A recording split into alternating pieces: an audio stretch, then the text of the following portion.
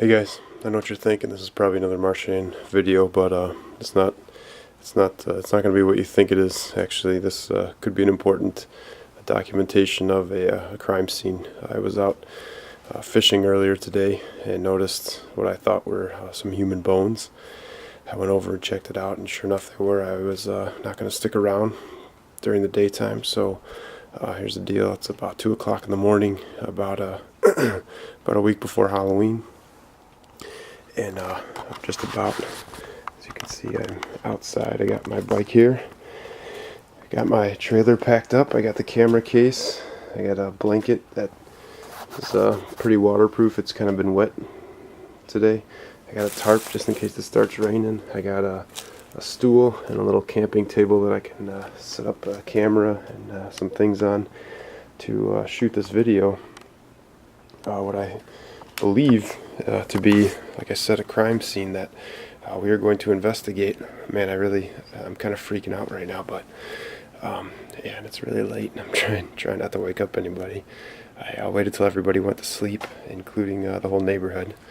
And anyway, so I'm going to go out and get on the bike right now, and we're going to go check it out. All right, guys, I am here at the scene of where I was fishing earlier today, and you can see there's all this tall brush that I kind of walk in and out of to get over to the lake, which is just over there, but there's houses over there, and I don't want anybody to see the flashlight, the light of my camera, and call the cops. So I'm gonna go in right over there and take out the bones that I came across earlier today, lay them out on the blanket, and then we're going to take a look at them, and man, hopefully I can do this without getting caught, and hopefully I can do this without finding the person that put them here, which would obviously end badly for me.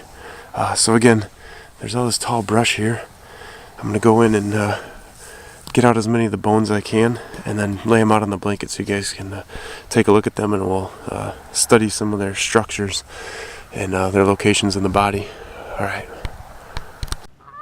Alright guys, I'm here, and as you saw, I pulled as much as the bones that I could from the vegetation. Again, vegetation is sort of thick, and there's grass here where you can see my bike tracks where I came in just now, and there's the vegetation that I sort of just walk in and out of to put my line in. And like I said, there's all the collection of bones that at least the ones that I could find. So what we're gonna do is go through. I'm gonna show you some things that are things that you guys will have to be able to remember for a quiz and test. So make sure you're paying attention, and if you have your notes out, that would be a good thing to have those out and be writing some things down as we go. Again, not only are we investigating a crime scene, but we're also hopefully going to be learning something. So here we go. So here I've laid out the blanket and put just some bones together in some places just to organize them for now. And I've also brought along from school, I actually went in and grabbed a rib cage and pelvis that I could not find a complete set of, which is often, at least I looked up, pretty hard to find a complete and intact thoracic cage because of all the cartilage, and after some decomposition they would pretty much all be scattered. And usually the wild animals will come up and pick up a lot of stuff too, even especially the smaller bones, but as you can see, some of the larger bones stayed intact. I have no idea how long this stuff has been out here. It's very possible that these bones have been out here for a while. This is behind a baseball field, about 30-40 feet behind a baseball field where usually nobody goes. There's no path or anything back here. There's houses across the way, but it's across the way from a lake, so nobody really comes back here, I don't think, besides maybe to do some fishing like I do. So again, here we go. We're going to start with the skull, which it appears, I I know this is kind of a gruesome sight, and I apologize, but it appears that it didn't take much to figure out what happened here. And again, this is kind of crazy, but as you can see here, we have basically some Hannibal Lecter crap going on. I have no idea. Again, I have no idea how long these bones have been here, but clearly we have somebody has made a pretty nice cut just around the top third of the skull.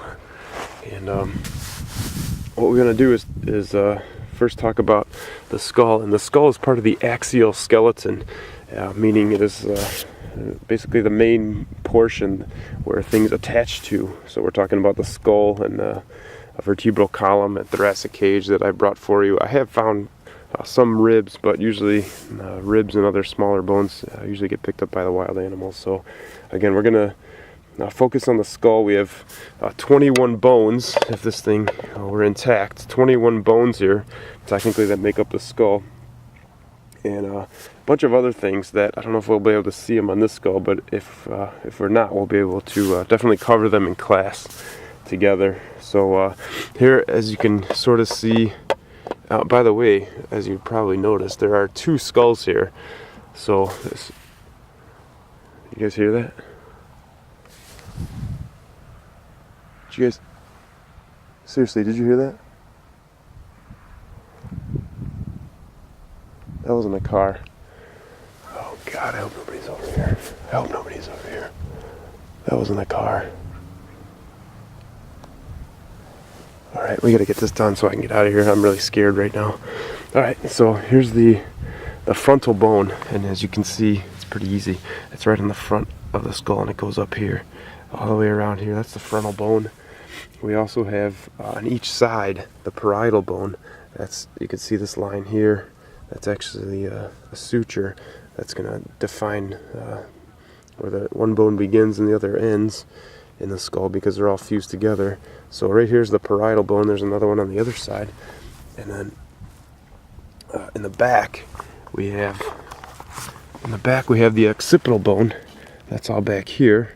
You should probably recognize the occipital region when we covered it in the first unit, or maybe the occipital region of the brain. You might be familiar with that. And then down here where the ears sort of would be is the temporal bone that goes right here. Obviously one on the other side as well. A couple things that we can actually see. Again, I apologize for the gruesomeness of this, but this is good for you guys to learn something. If we flip over the skull here, on the bottom, we see this humongous hole. This is called the foramen magnum. And again, this is where the brain stem comes out and vertebral column comes out and begins. We also have some holes at the bottom that are for things like the cranial nerves that we'll cover when we get to the nervous system. You can also see we have, if you look at the side here, we have what's called the mastoid process right here, and you see that kind of sticks out a little bit. Mastoid process, that's to attach muscles of the neck, like sternocleidomastoid. When we get to the muscles unit, you should recognize that one. We also have what's called the styloid process, and this skull has kind of a smaller one, so I'm thinking it might be a female, unfortunately. Sometimes you can tell by the size of features on the bones and the bones themselves. Kind of a smaller skull, smaller styloid process. This is actually kind of a smaller mastoid process as well, so we can assume that this is a female. The styloid process is to attach things like the more inside, like the tongue and the pharynx, to aid in eating and swallowing and even speaking. Some other things that we have. Let's see. Some other things we have here are we can do some of these bones. It's going to be kind of tough on a real skull, but we have in the front here we have the man, this is tough. We have the zygomatic bone right here.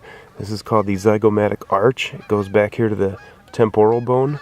This is going to make up your cheek. This is actually the cheekbone right here, if you can see that. Sorry. I don't know if you guys can hear that, but there's some geese over there, and it's just kind of creepy when geese just start stirring for no reason. So I'm just kind of creeped out a little bit. Alright, I apologize.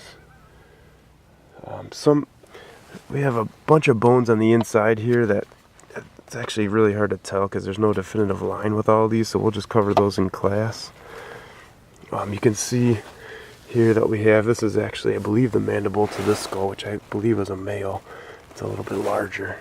But here's the mandible that is going to make a hinge here so that this person can chew. That's how that would line up right there for that skull over there. But I'm not going to reach over and grab that right now, so you can get a good shot there. The mandible has obviously the lower teeth and such. Oh, one more thing I forgot to tell you on the skull.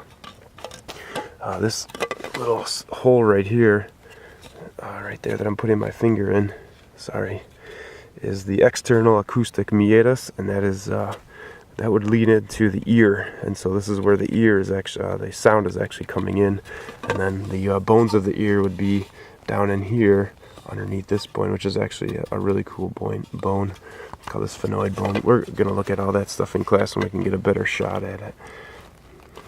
But anyways, that's where internal ear structures would be. That's where the sound is actually going in, so the sound can be interpreted. Oh, man. Here, I'll just give you there we go.